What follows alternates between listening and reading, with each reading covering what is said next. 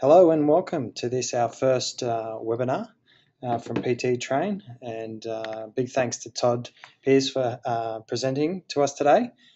Just quickly, I'll just do some housework stuff. Can everybody hear me? Just in the chat box there, just let me know. We got a yes from Mark and Richard there. Thanks for that, guys.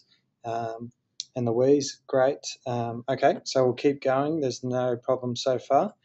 As I said, we've got Todd Pearce on with us today, our first webinar in a series throughout the new year of 2013 to support PT Trains, PTs, I guess, and anyone else interested in becoming a successful personal trainer.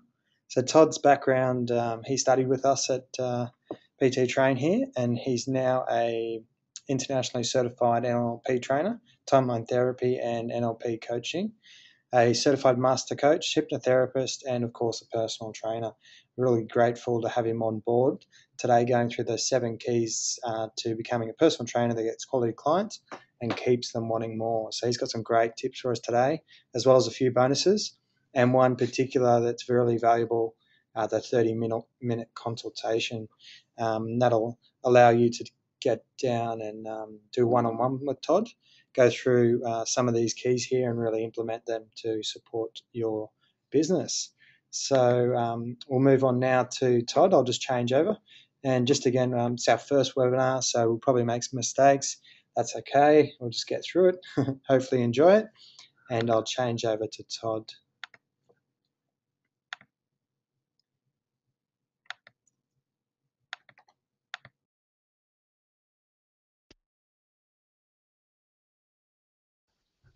Hello, guys. Excellent. Can I just get a raise of hands just to make sure that everyone can hear me? Excellent, excellent, excellent. Thank you. Okay, so welcome. I just want to say I'm really excited that we're all here today because we're going to be covering some extraordinary stuff. I mean, like things that are just completely new and have revolutionized the way that we communicate with ourselves and others. So we're just going to be touching on a couple of the ideas briefly, but just enough that you can actually get in there and implement these things into your business, because you are your business. Now, you know, there may be some of you here today that are new PTs. There may be some of you here that have been PTs for a long time. You know, there may be gym owners. Whatever your background, whatever reasons you're here, because you're here for a reason. The fact that you're even listening to this program means that you want something. You want more. You want to be able to either help your clients more. You want to get more clients. You want to be able to be the best you can be and really make your business successful. And that's the whole point that I've put together this program. It's to actually give you simple and easy to use techniques and skills that are going to dramatically increase your performance and push you towards success. It's going to propel you towards your success. And that's the point. So before we get into it, I'd just like everybody to take a couple of seconds just now, and we're going to go over some outcomes. So I want you all to set some outcomes for yourself. See, if you attend a training without knowing your outcome for attending that training, there's no real point, because see, and it's been proven that you don't get as much from it as if you sit down and choose outcomes. So just take a moment now, grab your pens out, and write down a couple of outcomes. You know, maybe it's I want to learn exactly how to use hypnotic language, or maybe it's that you want to be able to become masterful in telling stories so your clients make dramatic changes. Whatever it is, just sit down, write out your outcomes, and then we'll go ahead. So let's go ahead and write those now. Now, as you're writing those out, I just want to cover a couple of things also. So I'm just going to go over some frames and agreements. Now, as I said before, you're all here for a reason. That means that you want to learn something. And it makes sense, doesn't it, that when you do take a training, that you take it from it. And I constantly put this out there: whose responsibility is it to take value from something? You know, I like using this metaphor. Imagine that someone goes to a shop and they buy a blender.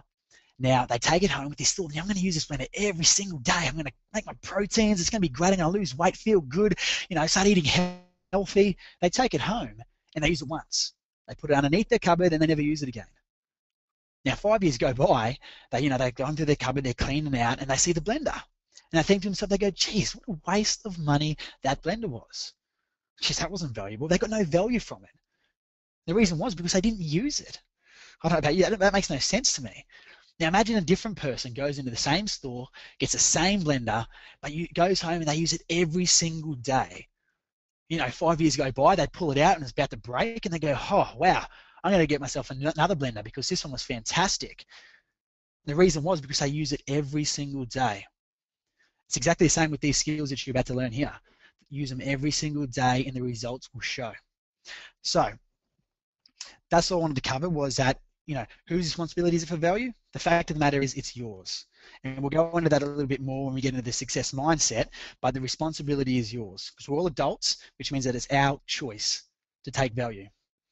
Now, I'd like to, like I said before, I'd like to welcome you all and to say thank you because, you're joining us on this program.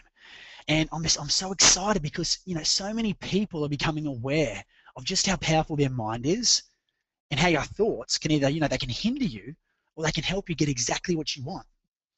And the fact that you're even here listening to me now means that you want to experience a handful of techniques going to take you and propel you towards your success.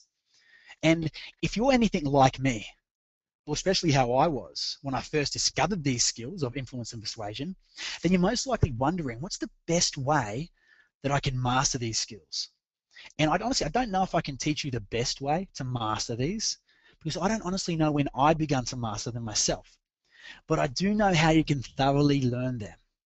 Now, if thoroughly learning something means that you've mastered it, or whether mastering something means that you've thoroughly learned, there's always something more to learn inside.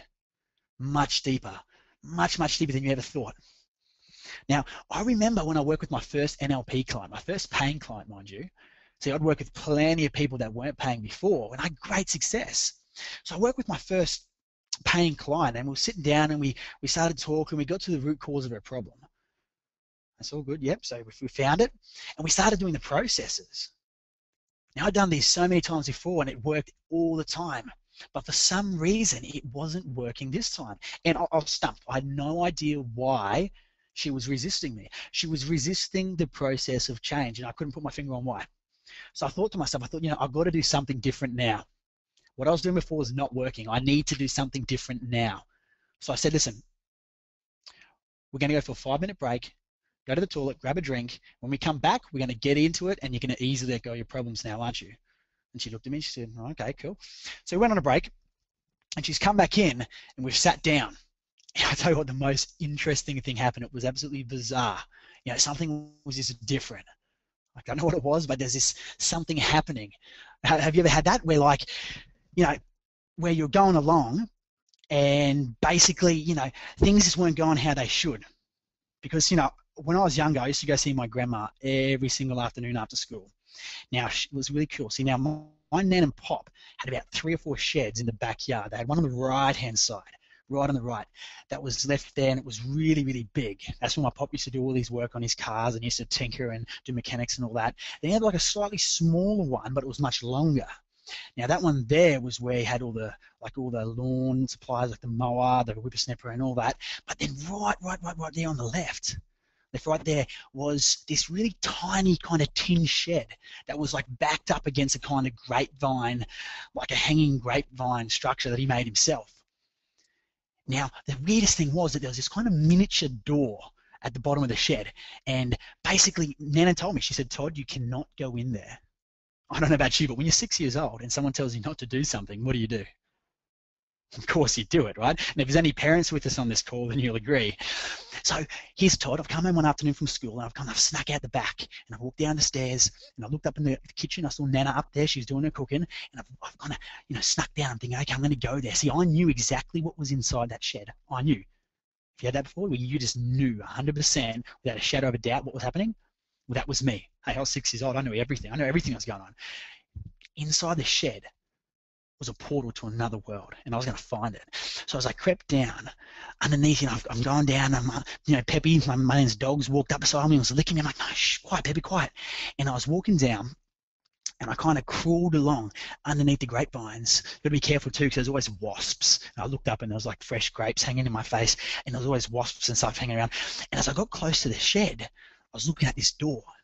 And it was like right down on the left-hand side, really small, it had this kind of latch on it. And it was like a white door with red all around it. And as I've come up to it, I've gone, okay, here we go. I've looked back. I've checked on Nan. Yep, she was in the kitchen. Cool. And I was so curious, you know what I mean? Like a new world. I've never nobody's ever been there, and I was going to be the first. It's kind of like when you go and like Christmas time when you're a kid and you want to find the presents. Have you had that? You used to go and, mum and dad, they always used to hide it somewhere so you couldn't find them. I don't know about you, but I used to go and search for them and I'd find them. And what would you do? You'd slowly, pull back the paper and have a look inside. Oh, what is it? Is it toys or are they undies? Jocks. I want jocks and an undie. I want some, toys. And then what do? You shake it. And then you put it back, because you have to make sure you put it back in the same spot so that mum and dad don't know. The truth of the matter is they always knew. So as I'm sitting there trying to get in this door, I started shaking it. And I'm shaking, I'm looking back, checking on there, and I'm shaking the door and it would not open. And I thought, oh my God, I can't get in. And I gave it a big push and it's opened wide up. And as I looked inside, it was really, really dark. And oh my God, I was amazed. There was all these weird looking things hanging from the ceiling, and right in the middle, there it was. This big mound, the portal that I've been looking for. So that's what you need to approach this kind of field with. You need to have, that mindset of curiosity, that willingness to actually just go and do things. It's so important for your growth and your development. As kids, we naturally have it, but as we grow up, we lose it. So what you're going to learn today, if you imagine for a moment that you're back in the 1920s, 1910, when sales techniques and all these kind of skills had been codified. Nobody knew what these techniques were. So the people that learnt them would go out and they'd just make heaps of sales, and it was so easy. See, people caught on and they started to know what was happening. So now when you try that old stuff, it doesn't work. People look at you. See, people don't want to be sold these days. It's much easier to expertly advise somebody and move them towards a positive buying decision. And that's what NLP is. That's what it allows you to do. So keeping that in mind, and the thing is, look, I'm not a therapist. I don't have a degree. But what I do is I get results, and that's what I get paid for. See, everybody wants to change, but nobody wants to work out. Everybody wants to get muscle and lose weight and feel great, but nobody really wants to train. And see, that's one of the problems that we have in our life. See, we don't realize that the process of training ourselves, conditioning ourselves, it feels amazing. You just got to get that momentum. See, most people don't. Why? Well, look, most people say this. They say, oh, I've lost 20 kilos. What, the same 2 kilos 10 times? Think about it. I had a guy say the other day, well, man, I haven't had a smoke for 2 weeks.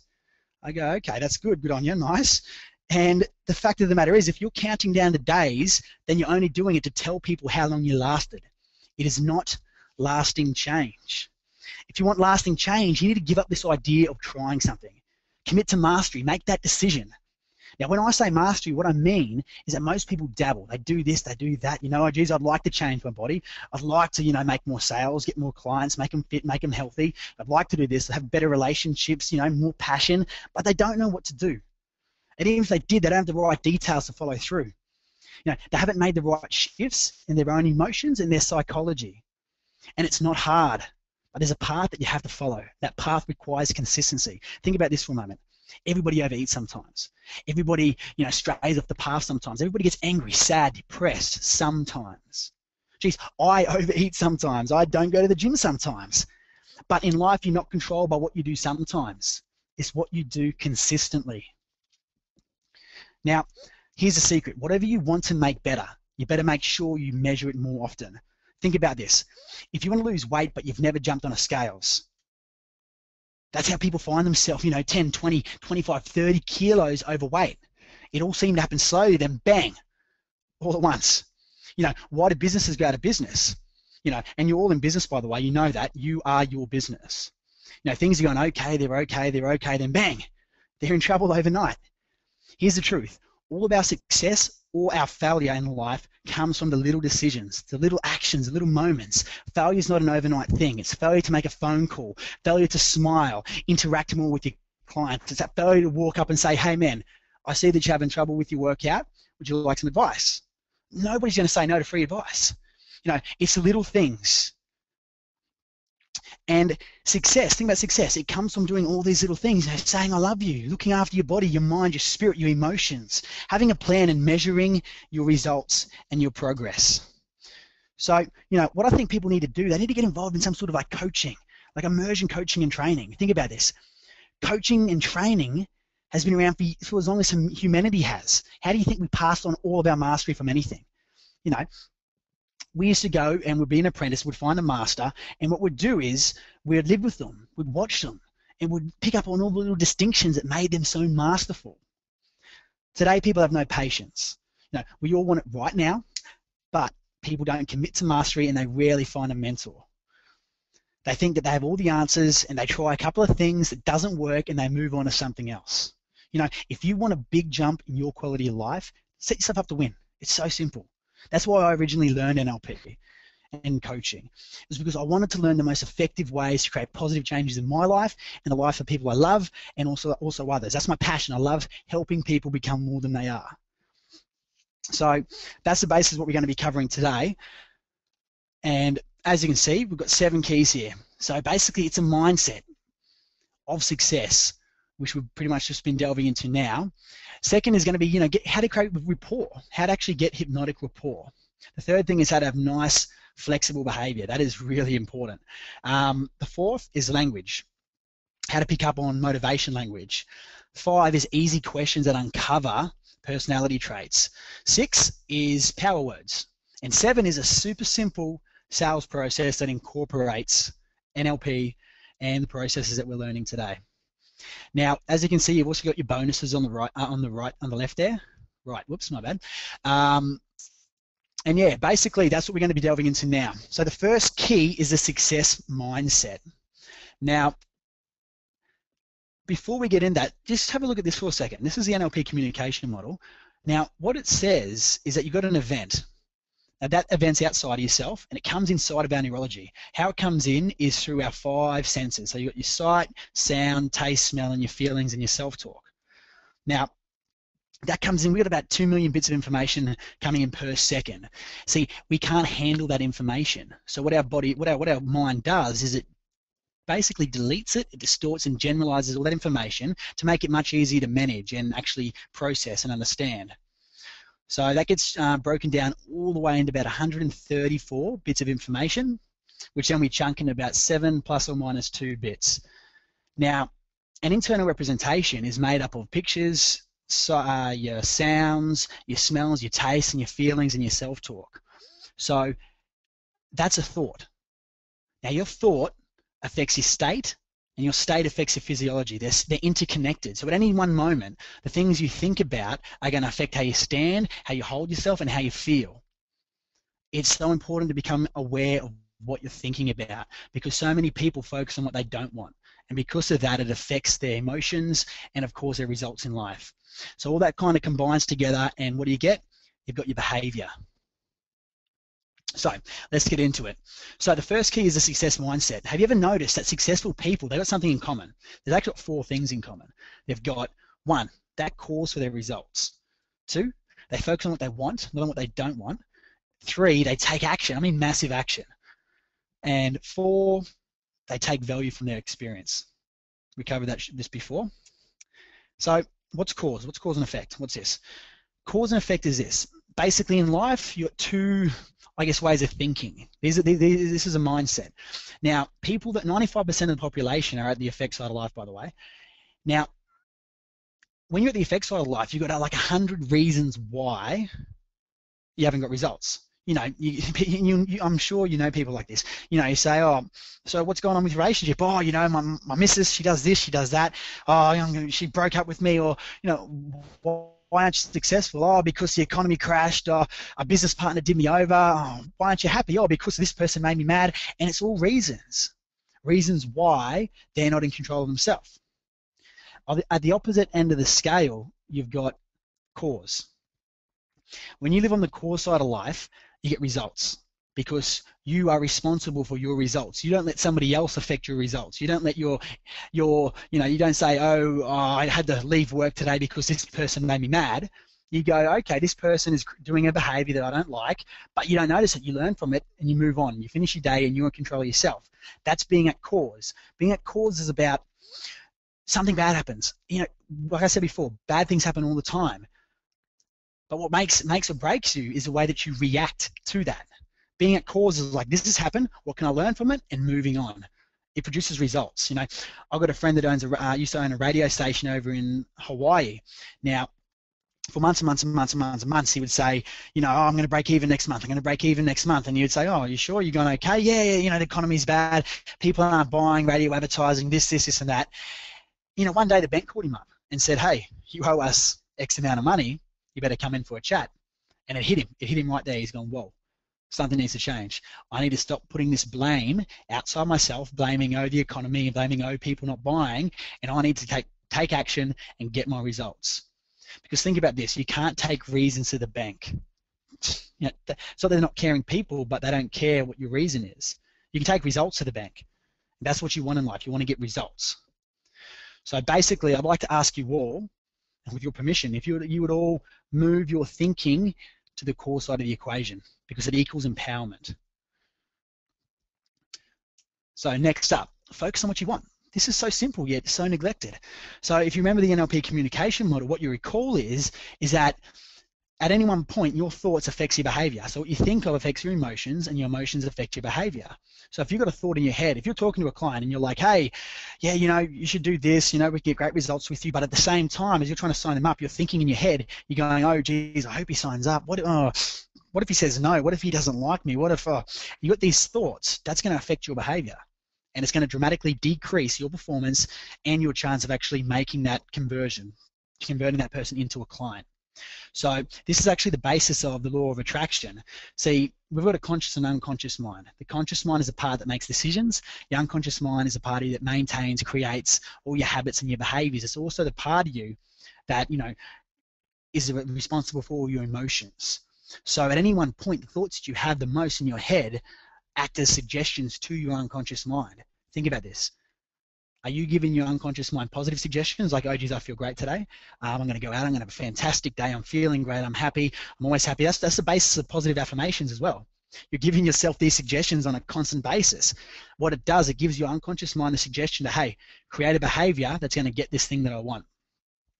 So next, take action. What is the point of knowledge? You know, you're learning this stuff today. What's the point of learning it without applying it? It makes no sense. Knowledge without action is pointless. So whenever you do something, if you have an idea, like you see somebody standing in the gym and they look lost. I've sat in the gym and I've seen somebody with terrible technique, and I've looked at the PTs that were working just near this person, and they had a little giggle to themselves. If they just walked up and said, hey, try this, try that, give them a bit of advice, do you know how the chance of converting that person into a client has just gone up dramatically? But they don't. They prefer to stand back and look cool, and that doesn't get results. So take action. If you see somebody there not knowing what to do, walk up, present yourself. Hi, my name's X. I work here. Tell me, what's your goals for training? And what you'll find is that you'll begin to get results just from that alone. Now, responsibility for value. We covered this a moment ago. So at any one point, it's your responsibility to take value from whatever you do. You know, whether it's coaching, your client, it's their responsibility to actually get value from doing the sessions. They come in, they train, it's their responsibility. You know, buying a car, dinner, services, when you take a training, at any one point, it's your responsibility to get value from the things that you do. Because you could sit there at a dinner and go, oh, geez, that was a terrible dinner. I didn't enjoy that at all. Or you could just go, okay, yeah, it wasn't the best, but I still enjoyed it. See, it's just a state of mind. It's a state of mind, and you're in control of your mind. So, exercises.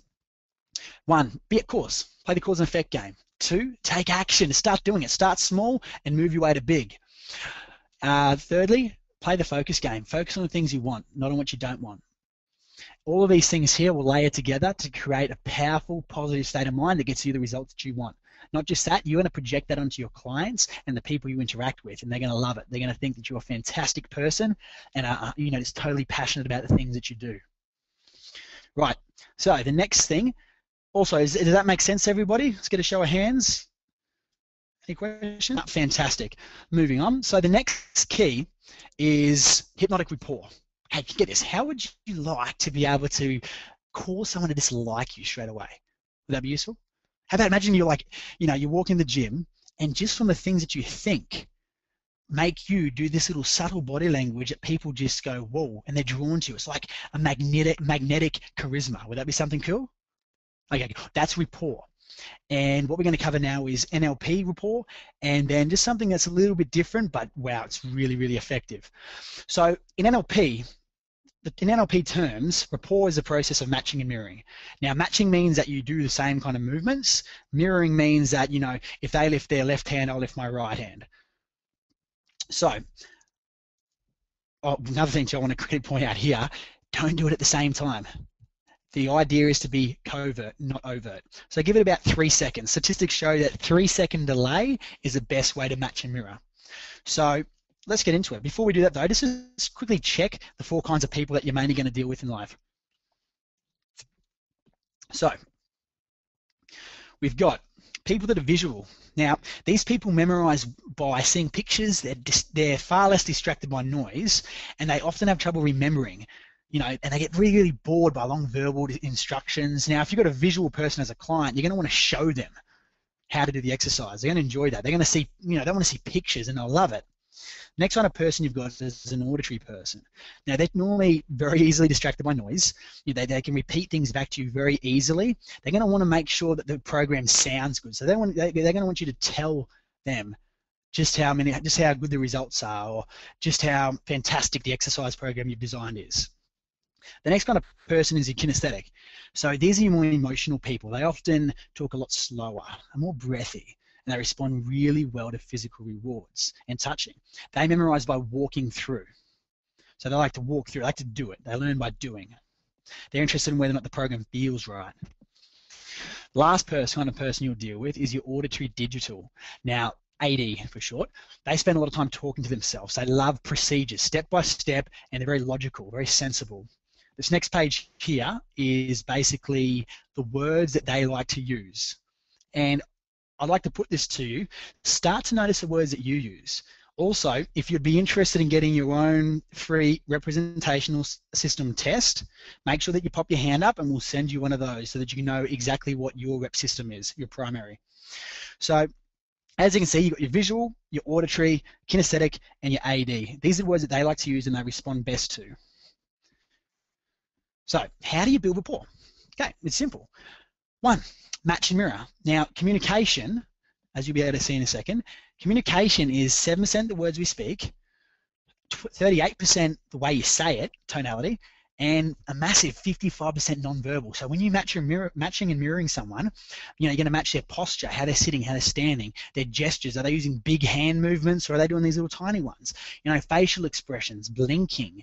Are they, you know, they smiling, are they scowling? Just match these little subtle things. And also their breathing. Note to guys, if you're looking to try and gauge their breathing and it's a female, then don't look directly at the chest, please, because that's a little bit too, I don't know what we'll call that, but we'll just move on. Next, of course, is tonality. So that's actually 38%, so voice. What's the tone of their voice? Well, how fast are they speaking? What's the quality of their voice? Are they husky, or are they, you know, what is it? And also their volume, of course. Lastly is the words, so predicates. So predicates are the words that you saw on the previous page before. So, you know, is it look, see, hear, feel? You use their words because they're going to respond far better, and they're going to, you know, people like themselves. So if you can show that you're more like them, they're not like them, they're going to enjoy your company, they're going to feel safe and comfortable, which means that you're going to get far better results. They're going to work with you, they're going to want to work with you more, they're going to refer friends because you're such a great person, and what does that equal? More money, more clients, big success. So I also match keywords, common experiences and associations. That's what most people do. They say, oh, what school did you go to? Oh, okay, cool, we play sport, and so forth. So this one is here. This is your hypnotic rapport, and this is how you do it. Now, imagine, before you even talk to someone, just recall somebody that you feel really close with. Now, as you recall that person, like, you know, a partner or friend, family member, notice the feeling you get. Let that feeling begin to spread throughout your whole body. Let that thought consume you. Focus on that comfortable feeling that you have when you talk to someone you know really, really well. What that's going to do, it's going to affect your body language. You're going to sub-communicate this kind of I feel totally comfortable. I feel, totally comfortable in your presence. Now, the person that you're about to communicate with, they're not going to know why exactly it is that they're drawn to you. It's because it's so very, very unconscious, but they are. They're going to feel, like you're magnetic. They're going to feel like they just have to talk to you and have to be around you. The reason is, because I don't know if you've ever had this. Have you ever interacted with someone that was really shy and nervous? You notice that when you spoke with them that you started stuttering, or you started to do things that were not normal, like you'd feel a bit shy yourself? That's because you affect each other. So because they were shy, it made you feel a bit out of place and awkward too. At the same time, when you interact with someone that's totally charming and charismatic, what happens? A lot of people will become charming and charismatic themselves. So try this technique. It's fabulous, and it's basically like instant rapport, and it's going to improve your results dramatically. Okay, so basically here we are. Exercises for mastering rapport. So just practice it. Practice matching and mirroring. That's the best way. The more you do it, the easier it becomes. And the good thing too, it feels good. And you'll notice this. It's not hard to get rapport, but it's very hard to break rapport. Right. Everyone made sense of that? Show of hands. Perfect. Good stuff. No questions? Fabulous. Okay, so the third key is behavioral flexibility. So a common thing that I hear people saying about personal trainers in their gym is, they're just so unapproachable. Oh, they don't care. They just like to stand there and look cool. This is not a good thing.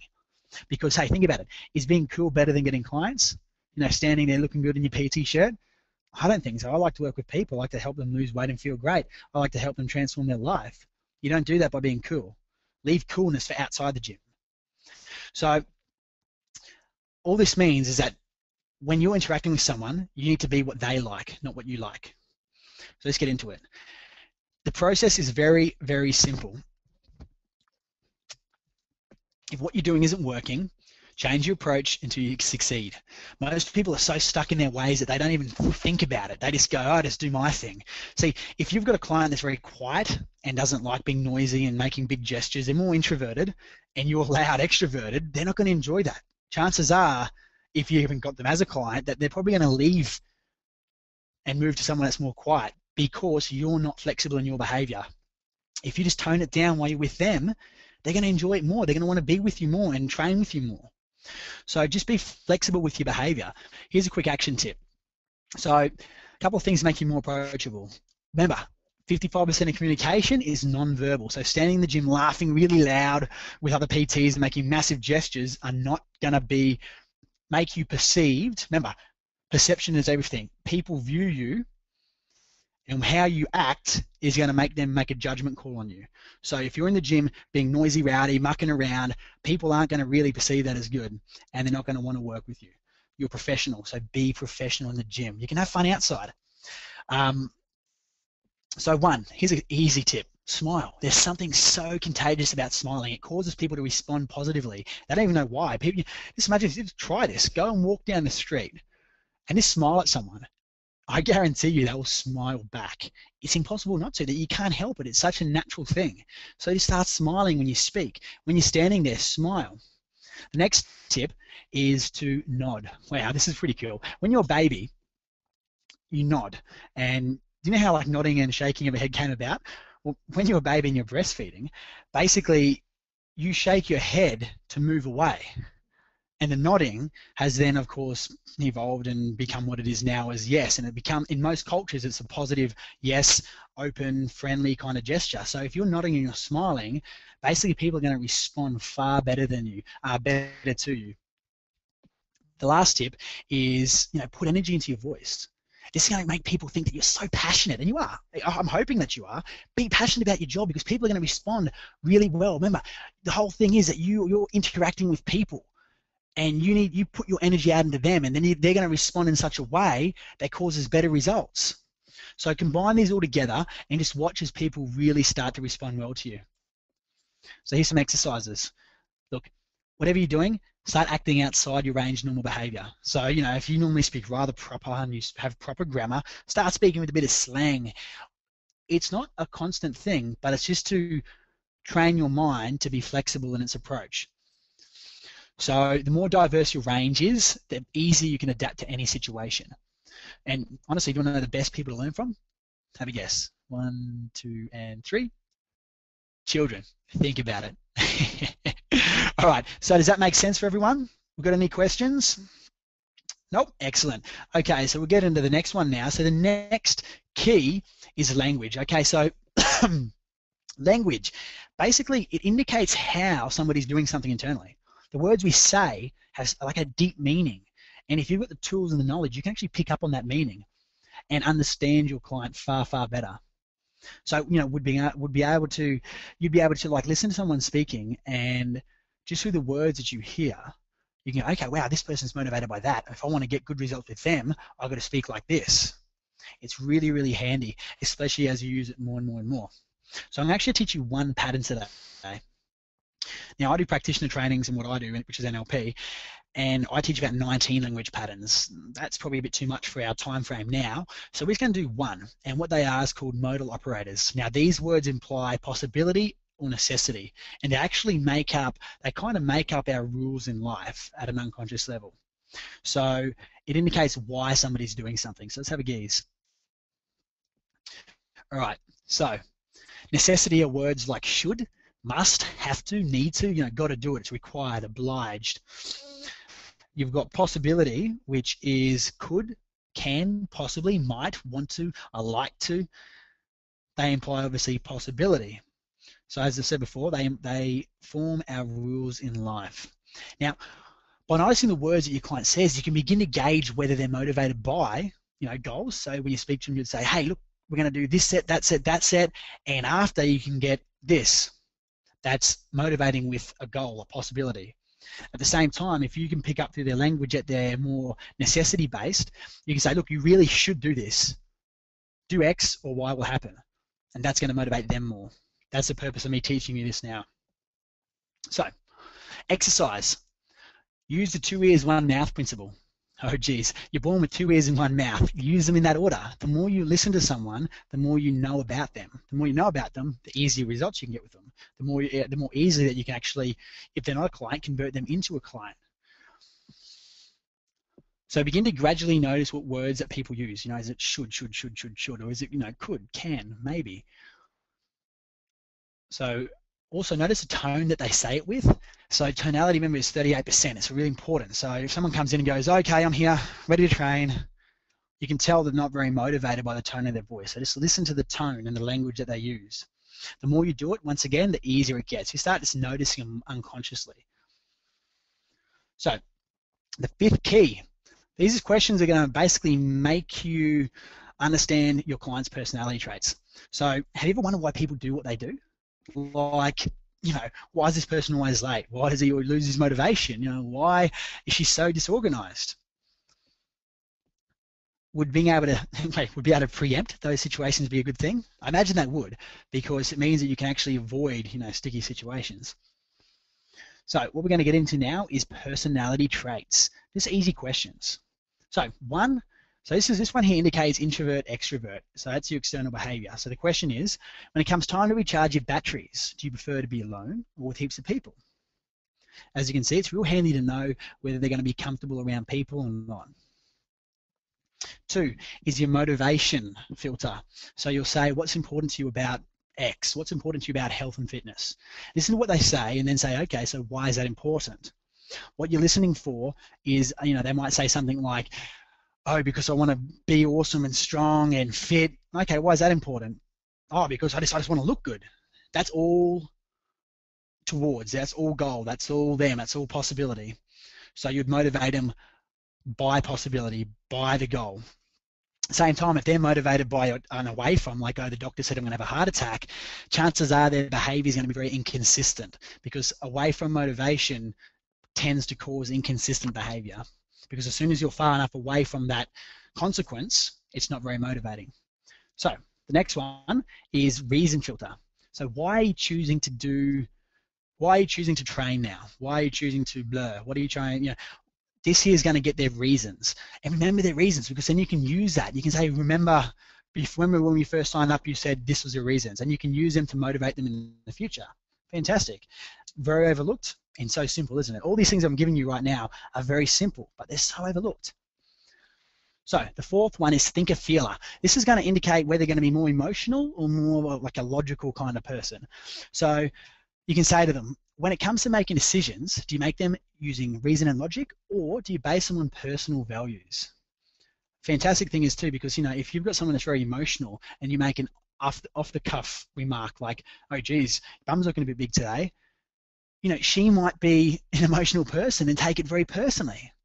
Me personally, I'm a thinker, so I don't care what people say. It doesn't affect me. But see, someone that's more of a feeler will be affected and will take it personally, and it's going to affect them, and it's probably going to make them, have some sort of antagonism towards you.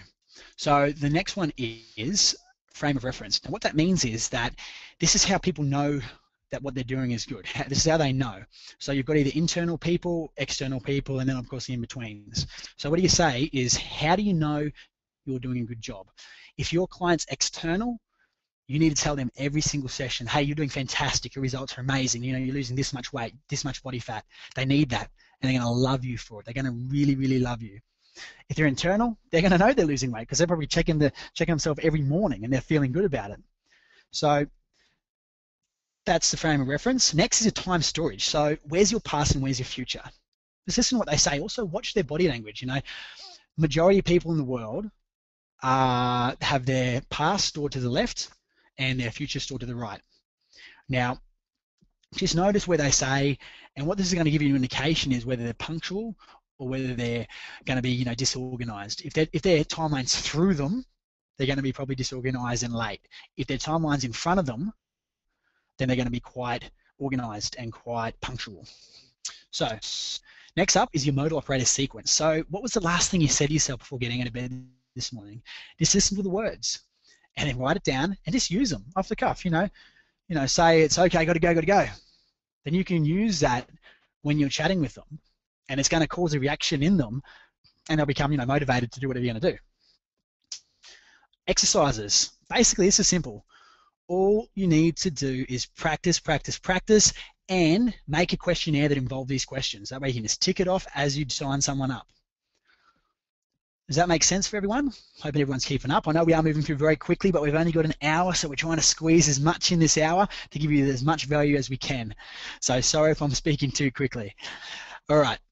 Next is the sixth key. Now this is power words. Basically, power words are fantastic. What they do, power words are those kind of words that kind of create a reaction. They activate the law of association deep inside our neurology. Now, you can use them to, link things that aren't even the same. In hypnosis, we do it all the time. We'll go blah, blah, blah, blah, blah, and we'll link these kind of abstract ideas, and people go, yeah, they are the same.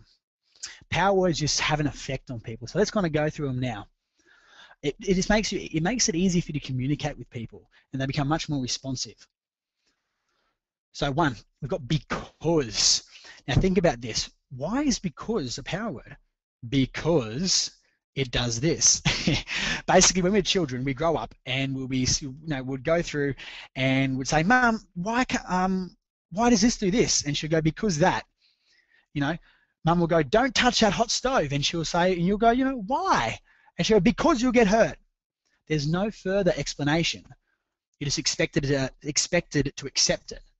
So because is deeply rooted inside of us as, okay, whenever someone says because, then whatever comes next it's got to be true. Obviously, as we grow older, we start to develop, we start criticizing what we hear, but the fact is that it's still there.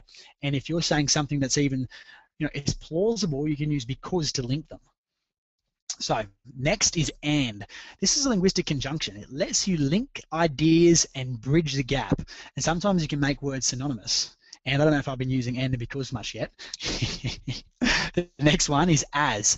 This one's fantastic because as you've been listening to me, I've been telling you all about these different concepts, ideas that when you use them is going to produce amazing results. And as you think about this now, have you actually begun to wonder how easily it's going to be that you begin to convert and make more clients, get more and more money from actually working with them? So as lets you pace their experience. It turns off the no part of the brain.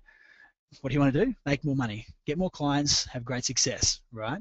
So just you start using these words. It's so easy. The next thing is imagine. This word actually is a suggestion to the unconscious mind to explore something through imagination. See, whenever will and imagination they conflict, imagination always wins. So by getting people to imagine how great they're going to feel after training with you and becoming a PT client, it acts as a suggestion for them to actually do it. They might not consciously do it, but the unconscious mind will take the suggestion and imagine working with you. Yeah, sure, this alone may not be the thing that tips them over and makes them a client, but when you combine all these little techniques together, it's like, you can snap one pencil, but if you get like 100 pencils together, and it's pretty hard to snap. This is the thing, you're layering all these techniques on top of each other. The next one is which means. Once again, it equates words as being linked, which means that you'll be able to actually use these easily, right? So the last two, we've got now, which is a temporal word, brings them to now. It brings a sense of urgency and puts people in the present. You can also link ideas from past and future. Now. All right, the last one, this is fantastic. This is a person's name, so overlooked. In Australia, we say, mate, buddy, we don't really use people's first name. It's the first name, one of the first things you hear as a baby. It's got so many associations and references wrapped around it that it's the most important word to you. Saying somebody's name is like saying to them, I think you're important enough to remember your name. That people respond so well to it, and it's so simple. Yet, same thing, mate, g'day. In Australia, we do that, but start using people's name more often and just notice how much better they respond to you. So, exercise, just gradually start peppering them into your conversations. Write out a couple of phrases that combine all of these together. Now, I've actually got an example on the next page, which we're just going to quickly look at. I'm not going to go over it, but you can look at it later when we actually get the slides out to you. Basically, write out your own kind of phrases. You can use mine as a template and do about 15 or so that you can just, memorize and actually just flow. Let them flow right off the tip of your tongue. So that's the one here. This is the example that I've made. It's simple. This combines them all, and it makes it it just flows. And also, as a byproduct, it becomes very, very hypnotic. So the last key is the 5-step sales process. So all this is, it combines all the kind of techniques of NLP in a really, really powerful win-win buying model. So let's have a gaze. The first step is to establish rapport. Now, luckily, you all know how to establish rapport now. So when you meet someone, establish rapport, match and mirror them. Then the next step is to ask questions. So, why are you doing this? The questions could also be things like those personality trait questions that we've covered already. What are you doing this for? For what purpose? What's prevented you from getting your fitness results in the past? Write all these down, by the way. How can you get the results now? Now, the cool thing is the client could answer, oh, I want to work with a PT, in which they've closed themselves, and your job is very, very simple from then on. And what's important to you about doing X? What's important to you about getting fit now? List all the reasons, get them, write them down, because you're going to use them when you close. Big tick, write them down. All right. So the next step is find a need. So you're going to establish a need and establish a value. So how do you do that? Well, you've just got all these reasons and all that. So from the reasons, you're going to basically get, their reasons why. Okay, I'm sick of looking like this. I'm this and that and that. Now, what you're going to do is you're going to propose a solution to the client's problem. And once you've done that, say, hey, so do you see any value in this? They'll say either yes or no. If the answer is no, this is important. Let's move on. Stop there. Find another client, because 80% of people spend their time on people that won't buy. Spend 80% of your time on the people that will buy, and they will spend more money with you, and you'll get better results. As you can see, so the aim at this step is to get as many no's as possible. So basically push up against that client until they make a decision. You want a decision right there and then. Maybes suck. I did door-to-door sales for a long time, and oh geez, getting a maybe, it just wears you down. You get like all these maybes. I've got to call this person back, that person back, this person back. Honestly, one, people don't call you back, and when you call them back, they've forgot why you were there, the emotional connection's gone, and they're probably not going to buy. The chances are slim. So just get a yes or a no. And yeah, I've already said that before. So you want high probability clients. Clients that come in, buy 50 packs, spend a lot of money with you, get results, make you look great, refer friends. They're the kind of people you want to work with. And they're out there. There's so many people. Just got to find them. So the fourth step is link that need or value to your service. So you propose the solution to the problem, and you uncover when you ask your questions, and you can say something like this, so what would happen if we got rid of all that weight that you don't want in the fastest possible time? And look, I don't want you to make a decision now, not until you've considered this. Compared to working alone, the results that you get working with a skilled PT, point at yourself, are rapid and lasting because you also learn all the things that you need to know. Also, repeat any keywords or values that you got when you're asking your questions. This just makes it much more compliant, and it makes it much more of a win-win, positive buying situation. And that's what you want. Lastly, the clothes. Now, this one, so many people have problems with clothing. Hairdressers don't like asking for money. You're doing a service. Close them, take the money. It's an exchange of energy. You cut their hair, that's the energetic work, and they give you money. That's what money is. It symbolizes energy for work. So as you close on, the closing is easy too. If you've got a yes, all you need to do is say, great, future pace them. So get them to imagine what it will be like having got their amazing results in the future. Once again, this installs a future memory. Get referrals. Oh geez, so many people don't get referrals. When I did door-to-door sales, I'd say, hey, so tell me, do any of your friends want to get first aid for their house? And not everyone would say yes, but some people did, and then I got more sales. So ask for referrals. If you get objections, two things. You can either ignore it, go back to step 3, which is establishing value, or you can handle it by reframing and then go back to step 3, establish more value, and close. See, do you see how easy this model is yet? Have you noticed that at any one point you can go back to prior steps and know exactly where you are inside of your head? So at any one point you can go back and either establish more value or go back to step 1 and establish more rapport. So it's a very easy to use process of sales. So just a couple of notes on closing. So basically smile and nod. When you actually do close them, don't speak. Let them make the decision, because if you speak, when you say, okay, so you want to do this, and then you start yapping, go, oh, because this, they're going to get put off. Like, have you ever walked into a shop and the guy working there, like maybe a guy walked up to sell you something, and he was just so full on, and you just got totally pushed off. You're just like, oh no, I'm all right, mate. I'm just looking. I don't want to buy anything, and you didn't even want to interact with that person because they were too full on. It's the same thing. Just wait for them to make the choice. Assume the sale. So remember, you're a fitness professional. You know much more than they know. That means that you actually have got the value that they want, which is the ability to lose weight and feel awesome.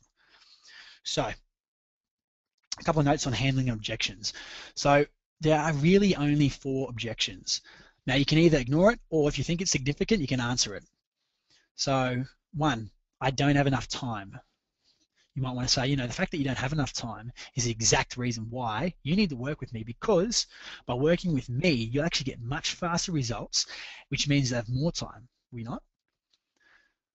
The second objection is, I don't have enough money. At the end of the day, this is probably this is the real objection that most people have. But see, they don't want to say that because most people, it's like an ego thing. I don't want to say that I don't have enough money, but deep down, it's the money thing. And what you might be able to say is, a moment ago you told me that you spend about $100 per week on junk food and soft drinks. The fact that you're here means that you're ready to eat much healthier, and you'll actually find you enjoy it too. Because of your change in eating habits, you'll actually be able to save about $400 a month. That's almost $5,000 a year. So really, by working with us, you and I together, you're going to get 2 things. 1, you're going to lose weight and feel really, really good. And 2, you can actually save almost $5,000 a year. Do you not like saving money and feeling good?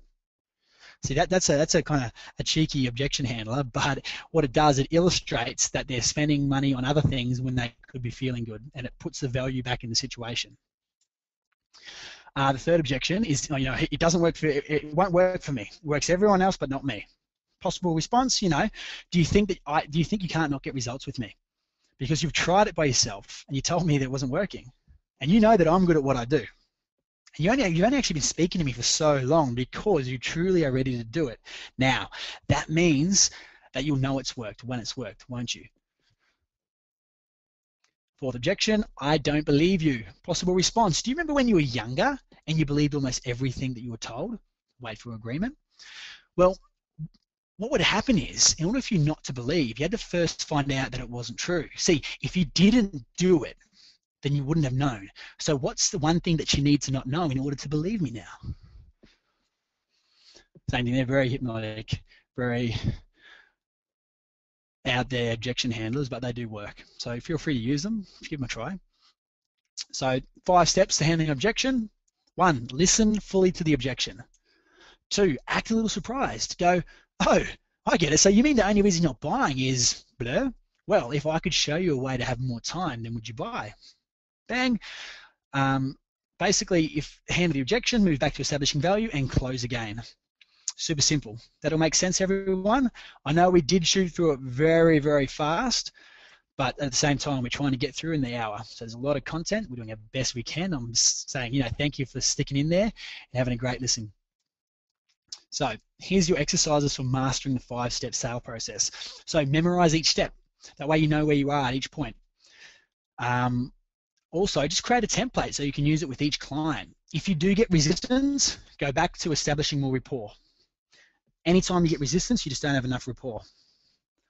So here we are. We're going to launch into the bonuses now. We've got about 5 minutes left. So we're going to get into the bonuses now. So precise language. So I've got to say this. How do you know what a word means? In order to know what a word means, you first need to build up associations. See, the words that would have been around the longest in our lives have the most associations. Like imagine there's a pearl in the sea. The bigger the pearl, large pearls have more shells that are kind of been attached to it. They're the ones that have been there the longest, the big ones, because they've got the most, I guess, collection of shells, you could say. It's exactly the same with the words. So the words that have been around in our lives the longest are the words that have the most associations, the most reference points. Simple concepts like love, hate, baby, cry, happy. So let's have a good look. So hot words, and think about this, the first word that you learn when you were a baby, it wasn't anti-disestablishment, it was something like you, your name, me. So hot words are just those. They're simple concepts that make communication easy. And what you find is that it makes you seem more friendly. And the more you use it, people are going to start thinking that you are amazing, which is perfect, because that's exactly what you want. You want them to feel good and really be winning, right? Right, that's the truth. So the next one is language softeners. Now, I don't think I've been using these, have I? Maybe I have, because I think we're beginning to move more into a kind of win-wins thing right now, which is basically, how can I get my message to be accepted easily?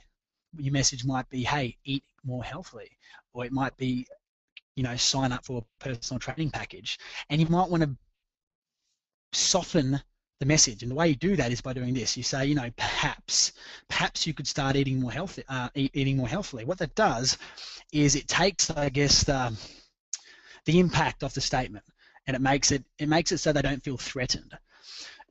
So perhaps you can use these patterns every day. Might.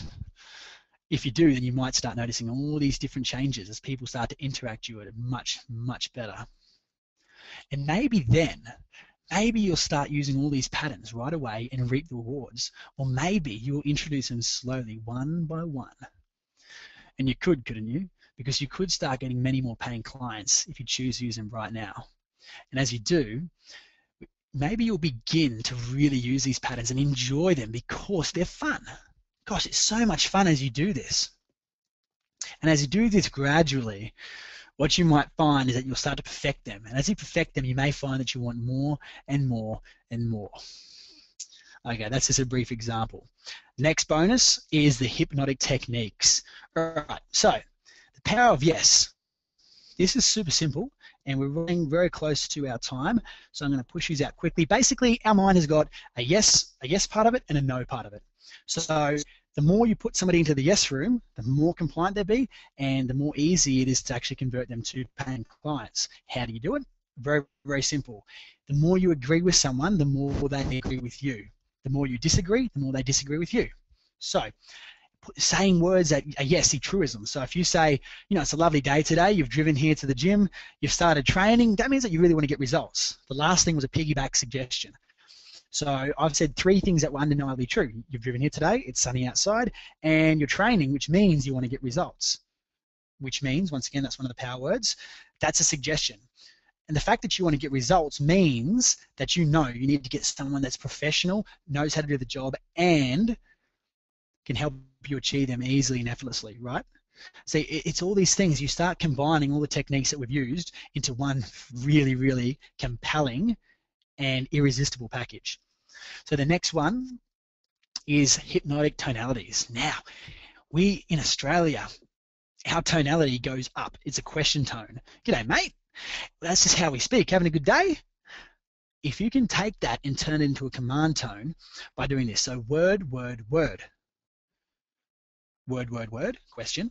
Word, word, word, statement. Word, word, word, command. Asking a buying question. So are you ready to buy?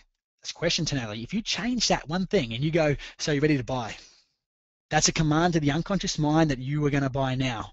Same thing. It's just going to make them more compliant and get better results. Next. So metaphors. Have I been telling metaphors today? I don't know if I have. Well, maybe I have. I don't think I actually finished them either. Jeez, I must be losing my mind. Anyway, so this is by far the most effective way to bypass resistance and get your ideas to be accepted. See, what happens is we've got a part of the mind, and our conscious mind analyzes things and criticizes everything. So you could say to someone that's overweight, and you could say, okay, so you need to really start eating healthy. Otherwise, you're not going to lose the weight you want. Now, their conscious mind can do this. It can go, oh, geez, well, that's not true. I've seen other people lose weight that don't eat healthy. Now, a much easier way is to tell a story. Tell a story about a previous client that lost weight because they started eating this, this, and that. What happens is it turns off that conscious mind saying, oh, the conscious mind goes, oh, this is a story. This isn't about me.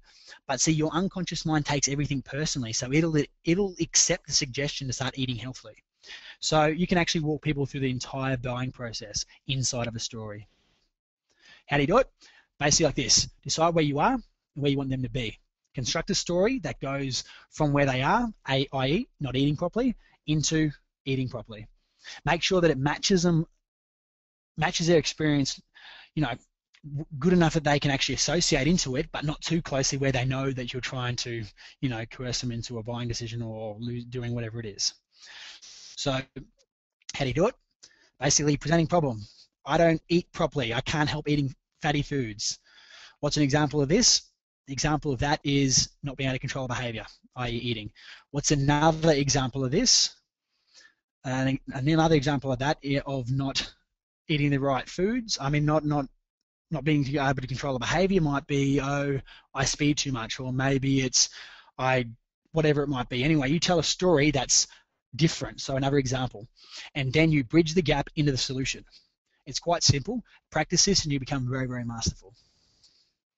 So I'd like to thank you all for joining us today. It's been we've pushed through it very, very quickly. I'm hoping that you're not all too overloaded. And at the same thing, if you start applying all of these little techniques, wow, your results are going to be fabulous. Not just that, you are going to be at such a higher level than any other personal trainer in the industry because you're going to understand how people work. When you do understand how people work, you get amazing results. So I'd like to thank everybody for coming today, and I'll move on to Bobby now.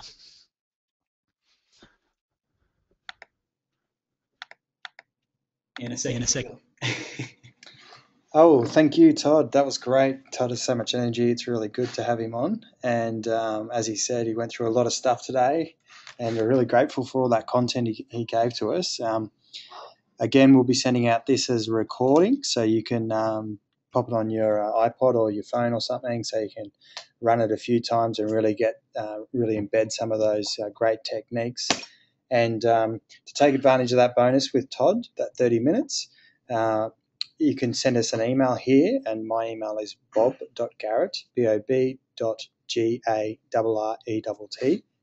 @pttrain.com.au. And also, if you want to get hold of Todd, Todd's email's on there as well, Todd_Pierce @primemindscoaching.com.au. And we'll also send this out in an email, so you'll have our details on there. jump onto PT Train and like us there, as well as Prime Mind Solutions for all the updates as well. And thanks again for joining us. Really grateful. Also, I just want to go through one of my best things there on the call. The responsibility for value. It's really up to you guys. I know I was taking notes during that, but you're really responsible for your actions. And if you want results, you really have got to start making plans and measuring those results so you can improve on that. And taking those results to the bank is really great thing. And Toz just wants to add one more thing, and then we'll close off. And thanks again. So I'll just add Todd back on.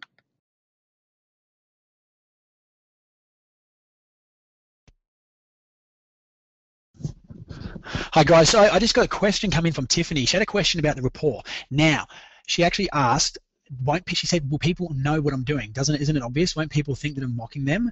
Okay, so Tiff, fantastic question. I think that maybe other people might have thought this as well. Now, the great thing is that when you do these techniques, the idea is not to be overt.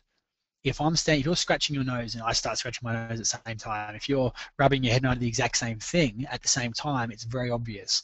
You will not get caught. Like I said, give it 3 seconds. So if I'm scratching my head and then I put my hand down, after I put my hand down, lift your hand up, scratch your head. If they're sitting with crossed legs, sit the same. It's very, very simple and you will not get caught. We had another question come in too. Where is it? Let me find it just now. We had a question come in about, there it is. So we had a question come in about the sales process. So when you close, all that you need to do is just, you can do that pre-close. So basically the question was, what if they still say no? Well, as I said before, basically if they say no, if you're at like the 4th step and they're still saying no, you should let them go earlier, because if they're saying no even there, then it means that they're not the client for you. They're not really that interested. Just move on, get a new client. It's going to make it much easier on you and you're going to feel much better. All right, that was just the questions there. There was heaps of more questions, but we don't really have time. I'll chuck it back on to Bobby. Great. Yeah, thanks, Todd, for getting onto those. As I said, heap more questions, so we'll get those through to Todd on his email and he can reply back to you personally. And again, thanks for joining us, and we look forward to seeing you in the new year with a couple of more presentations to support you as a PT and really get your business moving. So thanks again. See you soon.